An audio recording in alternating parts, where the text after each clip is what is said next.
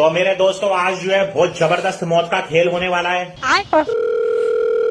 Hello. Hello अब्बा, हाँ बता।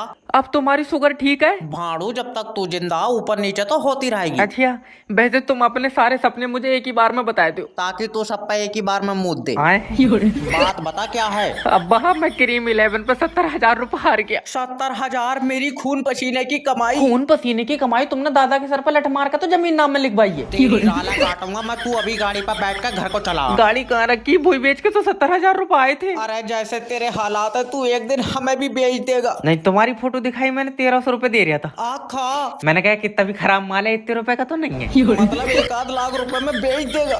मैं तो 1500 में ही मान जाता। गल्ले सट्टे के चक्कर में 1500 में तू अपना परिवार बेच देगा। देखो तुम तो झूठ नहीं बोलो माँ, दिल मेरा 1300 रुपए में भी कर रहा था। तुझे 8 टुकड़ों में काटूंगा। एक